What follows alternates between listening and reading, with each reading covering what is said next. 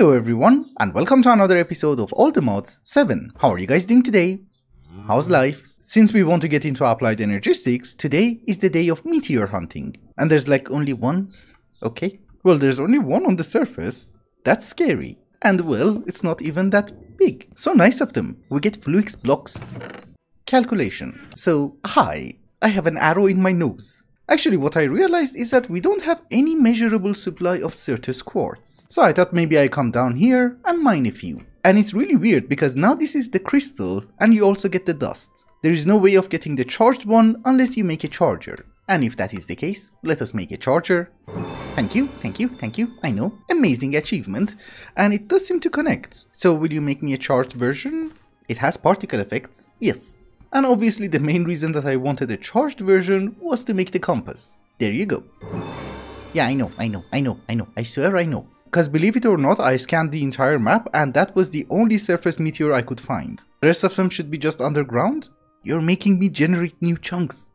I don't want to. This one is on the surface. We have silicon. I wish there was a button on the compass which would say, hey, I already took everything inside that meteor, search for a new one. But after around 200 blocks, we have a new candidate. What the hell is this? I don't know what it is, but it looks nice. We take the bell. Oh, you're a big boy. We have engineering. I just had to go back to the base to recharge my mana. So we move that way apparently. This is such a nice tree. What is it? Ebony. We take you. There is one more here, and it's a big one. What do we get? Logic. Oh, we got all of them. So at first I was very scared. I thought everything has changed dramatically, but no, it's actually very simple now. When you're mining the ore, you either get the crystal or you get the dust. If you use a charger, you can make the charged version. And Fluix also has two forms. One is that, well, you drop redstone and quartz, and you will get the crystal if you throw it in water for 20 minutes, or you put it inside an enrichment chamber. So there is no pure version, and besides, they give you Fluix. If that is the case, there's nothing to stop us except for the fact that I have no idea what is the difference between a pattern provider and an interface. But I guess we figure it out once we get there. We need 5 inscribers? Yes, very good. You know, one for silicon, one for logic, one for calculation, one for engineering, and one for combining all of them. For silicon, it seems we can use the dust. That is good. You still work one by one. That's nice. But don't you worry, there is an upgraded version from AE2 things. My patience is very low. We're going to start combining them a bit faster by using everything that we have. And this is why I wanted to hurry, because we can immediately upgrade them to the advanced versions. You do connect, right? Yes. Finally, we can put stacks and stacks inside. I made 2 acceleration cards for this one because yeah, we want this to work a teeny tiny bit faster. So ladies and gentlemen, here is our controller. Really? Here is our Fluix cable, 1 drive, 1 garbage terminal, and 1 crafting terminal. Again, just out of curiosity, does the drive attach to power? No. So you do need the controller. Oh, it shows you where it's going to put the cable. Nice. And here is my terminal. We are going to have a few 1K storages anyway, so this is not a waste of resources. I know it's better than chests. I always said that. And do we have storage? Yes. You know, in hindsight, it would have been much easier to get into applied energistics than this crazy thing which we did on episode 2. And by stupid, I just meant that it was very expensive, not that it's a bad thing. Because I kind of liked it. So now comes the main question. What is the difference between a pattern provider, you know, it has slots for patterns, and an interface? Oh. So for machines we have to use a pattern provider. The interface is just the interface. It gets items available. Interesting change. You might notice that I have a big problem. Although the digital miner is over here, I can't really use it because it consumes 170,000 RF per tick. So I never had an automated system for mining, and as a result, we have 450 redstone. For quartz, I'm literally doing garbage. Gold and diamond and iron on the other hand are not a problem because we get it from our farm. But I do need to go mining.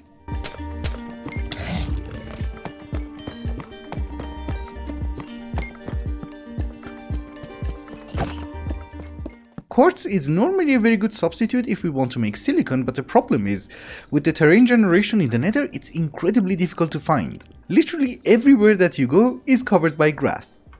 We take you. In our case, it was much easier to find Sensus Quartz than quartz, so we're gonna use that for the moment. Another thing is that I had no idea, but the best place to find redstone is literally at the bottom of the world. Who knew?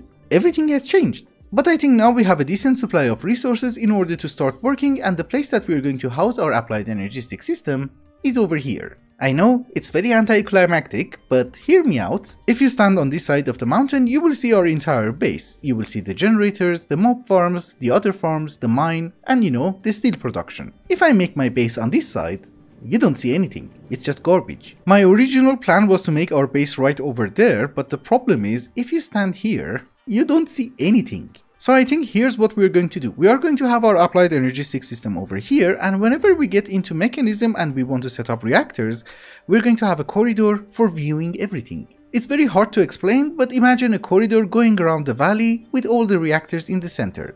I'm just hoping that it's going to look nice. We need to have a gate.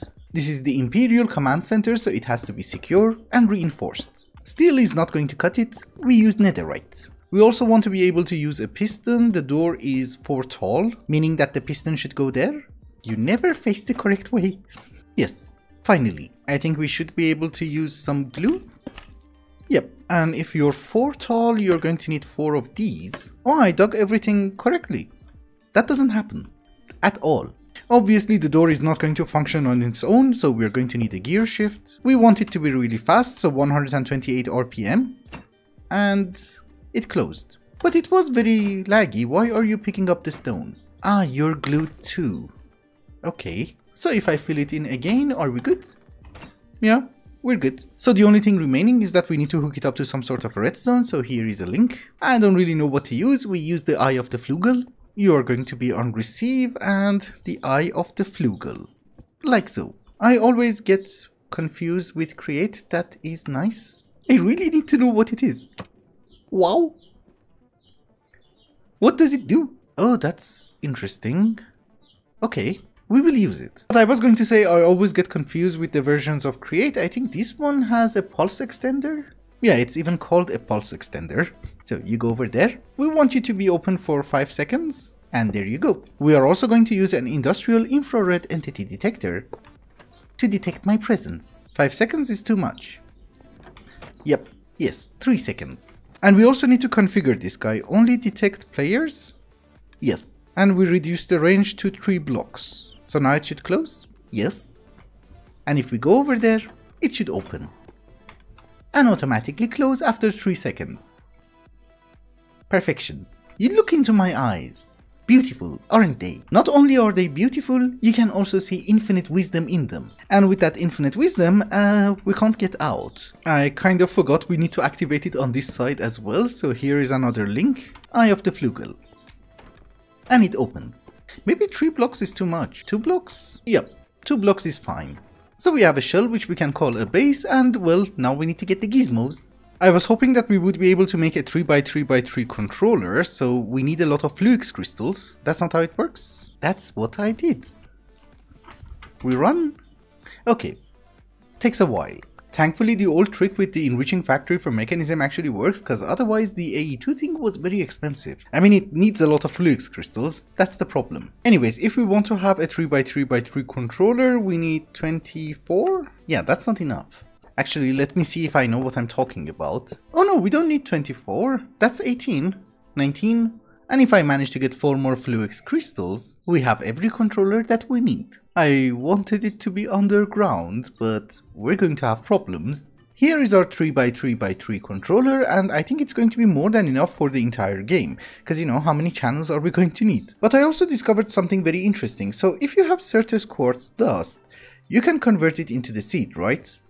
And it will give you 2. If you put it inside an enrichment chamber, you will get 2 Sensus Quartz crystals. And then if you take one of those crystals and make dust, you can make 2 more seeds. You see where I'm going with this, right? Because essentially what we would be able to do is to dupe Sensus Quartz, and that's something that I want to do. In addition to that, I was checking the recipe of the All the Mods star, and it seems that no, it doesn't really matter if I want to dupe Sensus Quartz. We have to dupe Sensus Quartz because we need a crazy amount of silicon. So I have already started the process. It's nothing super complicated, we're just using an igneous extruder, some pulverizers in order to make sand, and we're putting it inside the crafter from RF Tools. And if I provide it with power, it should start crafting. I hope. Yes, yes.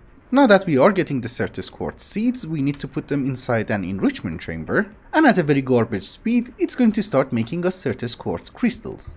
don't you worry, we can upgrade it. Now that we are getting the crystal, we need to do 3 things with it. One is that we need the Sensus Crystal as its own in our applied energistics system for crafting, correct? So that is one output. Secondly, we need to crush it so that we can put it back inside the crafter so that we can duplicate it. And finally, either through a charger or a Tesla coil, we need to convert it into a charged Sensus Quartz. So that is exactly 3 outputs, and unfortunately XNet does not have an option for round robin. I mean, here you do have a random option, but it has nothing to do with round robin. It's just supposed to determine how it's going to extract the items. So for the moment we are going to have 2-dimensional chests. One of them is going to be for charged Sensus Quartz, so it's going to receive a code. And the other one is a normal one, which will go to our applied energistics system. And you round robin on. And the final connection goes to a crusher, which will make us the dust, and it will go back inside the crafter. So now if I configure you, everybody should get something.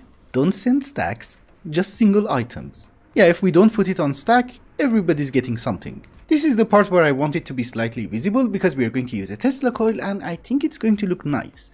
Well, if we put a Sensus Quartz on top, it's going to charge it for us. But I don't really think mechanical arms are smart enough to pick up the charged Sensus Quartz and not the crystal itself. So maybe what we're going to do is that we're going to have funnels and we're going to specify charged Sensus Quartz. So you're going to pick up from here, put it on the depot, you're going to pick up from the depot and put it in here.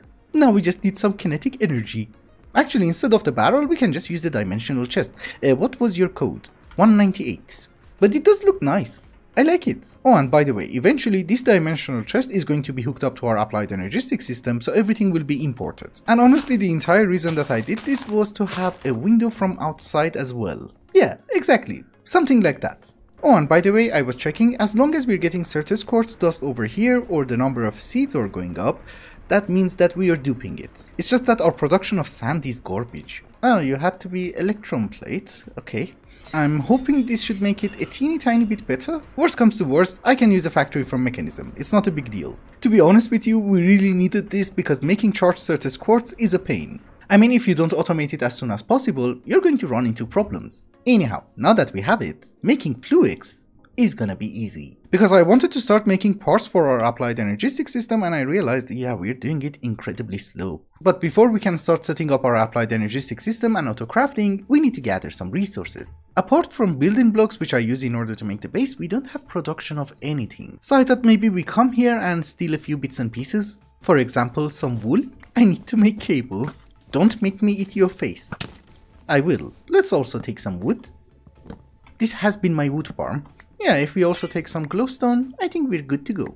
Now that we have some resources, let us get down to business. Applied energistics is very prone to power fluctuations. This is why I decided to make some dense energy cells. It's not very cheap because, you know, you need 64 of the normal energy cells. That was expensive. So we are going to have a dense cable which goes into the water for some reason. That is going to be hooked up to an energy acceptor. And I'm going to surround it with a ring of dense energy cells. Like so. We just give you some power and it should be alive.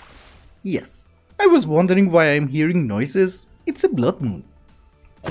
It's a teeny tiny bit irritating, so we're going to turn it off. But it does look nice. Let us move along. We're going to install some P2p tunnels. I have a very old video which I explain how P2p tunnels work for those of you who are interested, but essentially this is an ME controller, and depending on which kind of cable you connect to each side, you're going to get a certain number of channels. So for example, this is a normal cable, so we get 8 channels, meaning that we can hook up 8 machines to it. But if I use a dense cable, we have 32 channels, which is obviously much better. But if you want to hook up like 200 machines, you can't just have cables everywhere. It's going to be expensive and incredibly ugly. So what you do is that you're going to take some P2p tunnels and you're going to put it on your ME controller, like so. Those P2p tunnels are also going to consume one channel on their own, so they need to be connected to the controller using a cable. So you will end up with something like that. And you see, we got the advancement because we hooked up 8 machines. Now what you can do is that you can run one cable, you can have one P2p tunnel, you sneak right click on a P2p tunnel on the controller and then you right click on this one. Once it is connected, you will have 32 channels over here. And if you want more, you can add more. I did mention that I'm going to link my own video, but you should remember that I'm not really good at making tutorials, so if you search, you're going to find a better one. So here are the terminals. I thought I picked up my drive. Yes, I dropped it. Anyhow, the first part of applied energistics, as you guys already know, is that you need to autocraft everything that helps you with autocrafting more. Meaning that we should start by autocrafting processors, storage disks, cables, import buses, export buses, and so on and so forth. And I'll be very honest with you, I never liked how these blocks look, so we're going to hide it. Literally down here, so that we don't see them ever again. I mean, they're literally one of the most useful blocks, but you know, I don't really like watching them. So we are going to have a P2p tunnel over here, and in total we have 6 machines to automate. So you know, we have 6 pattern providers. 5 of them are going to be for the advanced inscribers, like so, and the final one for the crystal growth chamber. Yeah, I really prefer my pattern terminal on this side, it's much better. So here are some patterns, and obviously we start with the circuits. So logic, calculation, engineering. The final one is going to be for the processors, and the crystal growth chamber is just going to be for fluix crystals. They don't get power from the cable. That's interesting. Now will you get it? Oh, it doesn't show the power, but it does have power because it's working. And just to make sure that we have some auto crafting capabilities, here are 2 CPUs, which I guess for the moment we can just put them here. So now if I put some garbage inside, can we order 10 of these guys?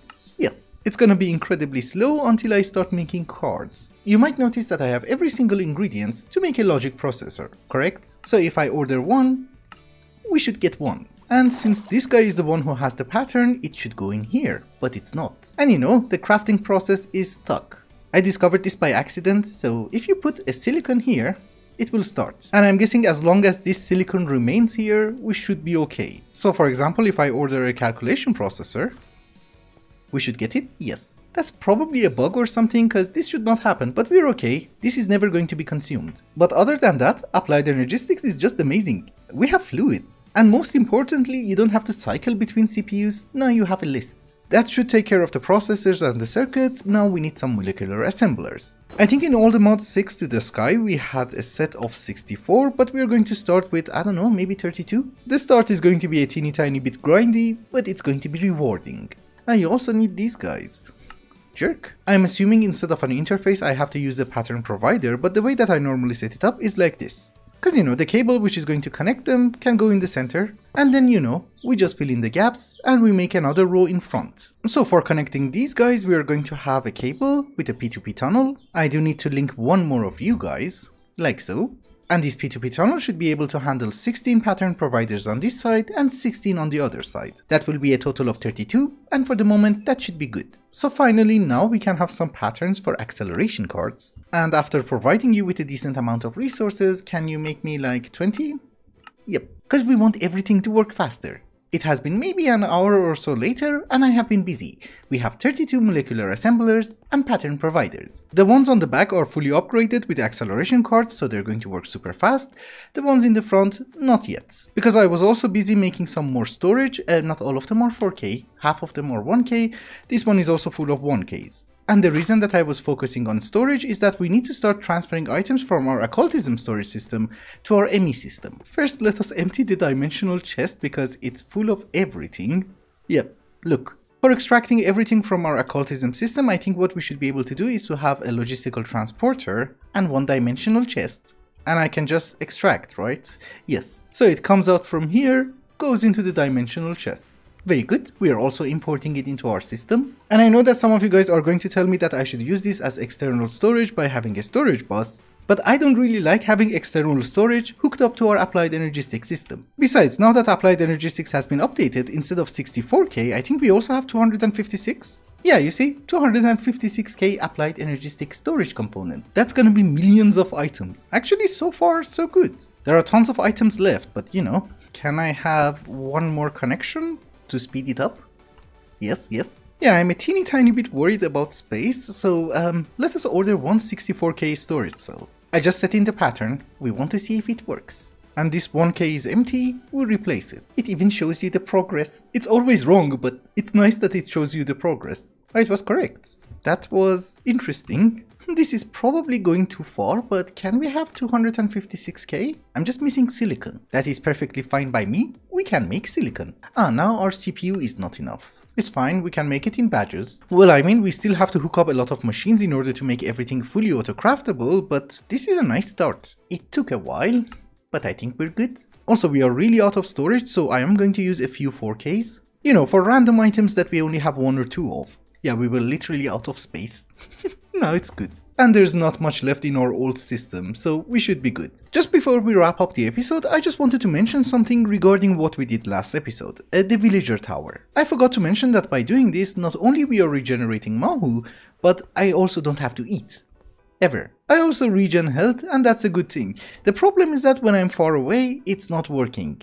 Even though it has a nether star, and even though I try to chunk load it. I guess it's a teeny tiny bit of a problem with apotheosis. But with that, ladies and gentlemen, I think it's also a good time to wrap up the episode. Thank you so much for watching, and I hope you enjoyed it. Till the next one, bye bye.